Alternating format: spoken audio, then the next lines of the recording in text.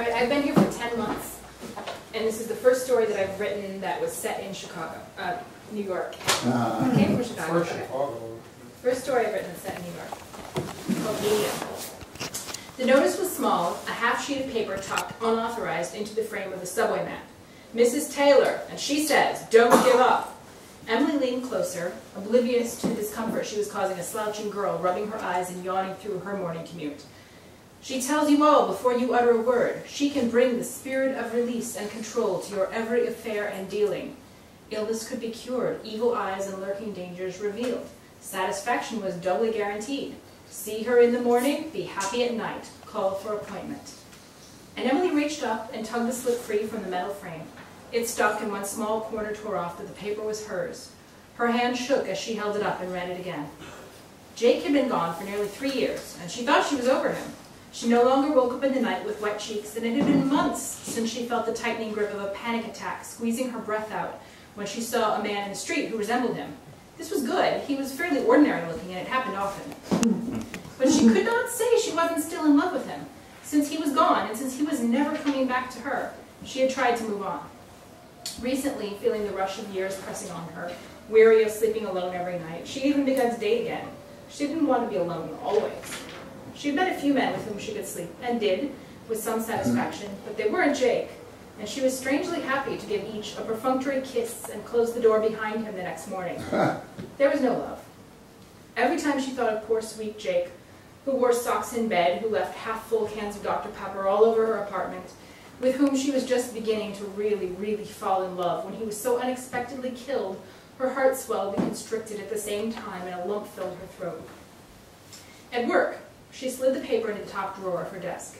She looked at it surreptitiously throughout the day, pushing her chair back a few inches, crossing her two thick legs in their tights and flats, and squinting into the drawer as though looking for her green highlighter or binder clip, which was somehow eluding her amidst the litter of salt packets and chopsticks and large-sized paper clips bent into uselessness for some forgotten reason.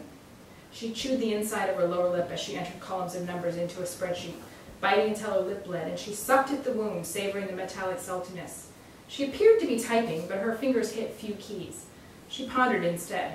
Mrs. Taylor, solver of riddles, finder of lost property, douser for love.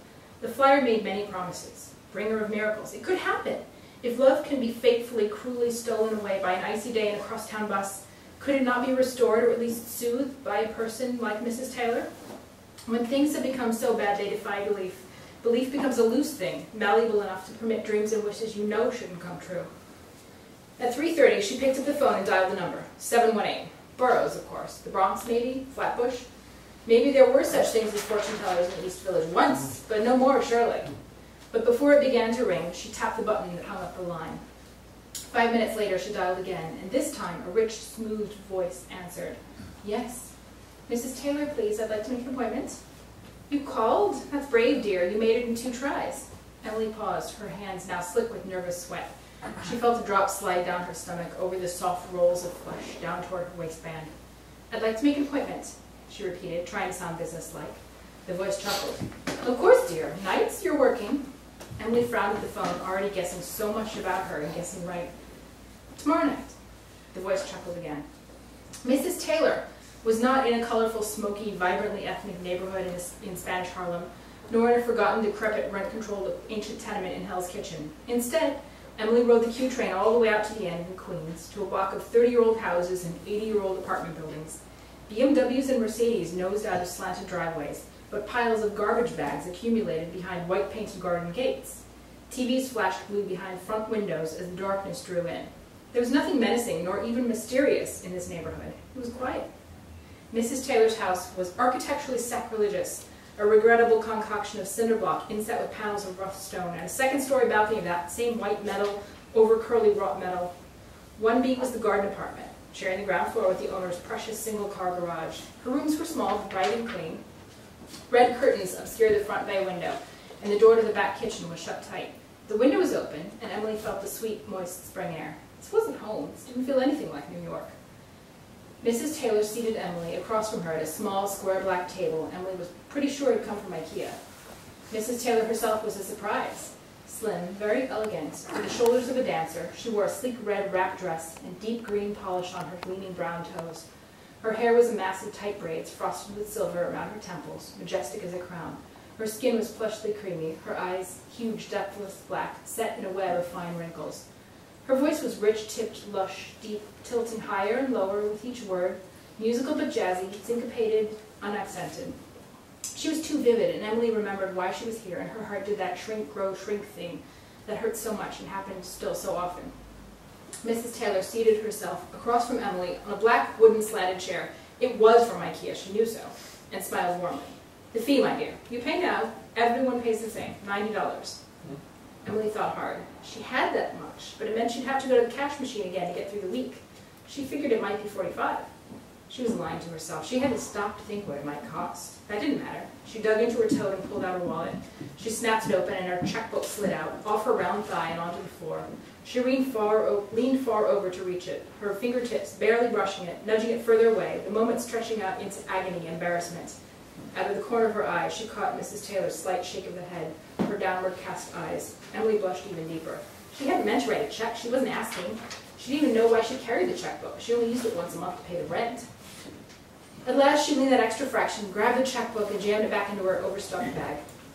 She snapped open the billfold and counted out 4 20s and a 10. Mrs. Taylor palmed them, and they disappeared.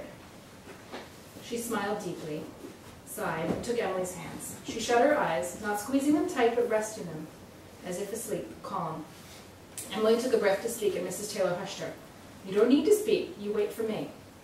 Long moments passed. Cars passed on the street outside.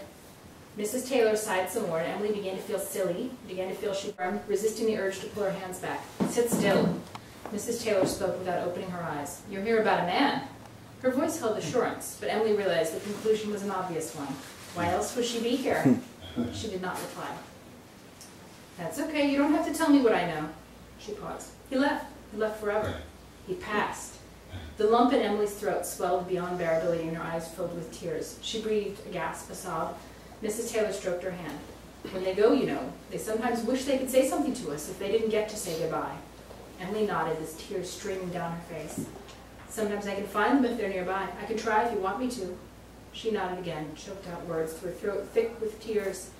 Yes, please. And Mrs. Taylor sat very calm while Emily breathed herself back into control. Mrs. Taylor let go of Emily's hands and placed hers flat on the table. The room filled with silence, and a cool breeze rushed in through the window, blowing the red curtains out into the room. Mrs. Taylor frowned, lines creasing her beautiful, smooth forehead. He says, did you get the doc? Doc? Doc?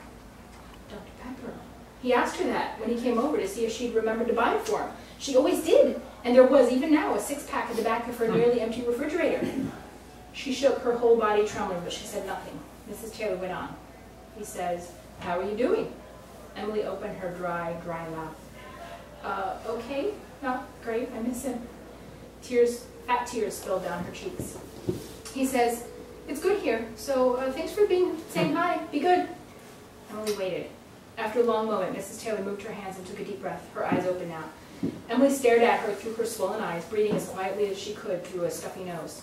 What else did he say? That was all. How can that be all? That was all. Emily's bafflement shifted to anger. No, that isn't all. What else did he say? Sometimes they don't have much to say. They're in another place now. They don't seem to spend as much time thinking about us as we think they do, as we want them to. They've moved away. But I've spent 3 years missing him, trying to get over him, and all he can say is, be good? Mrs. Taylor sat back in her chair, eyes turned sharply on Emily. They move away. They are gone. Think back on what he was like when he was here and compare that with what he said to you now. How does it fit?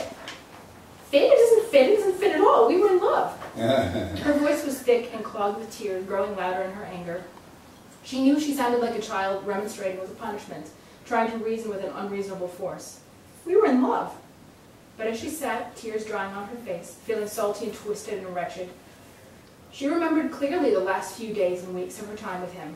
He was non-committal, even evasive. He came over and drank half his Dr. Pepper, put his feet up and watched a game on her TV. He fell asleep right after he came and then woke up and went home an hour later, blaming an early morning meeting. That last night she sat up, unable to sleep, worried then about what now was clear. She may have been in love, but he was not, and his death only forestalled what was now happening. She was being dumped, blown off, let down easily, even from beyond the grave. All right.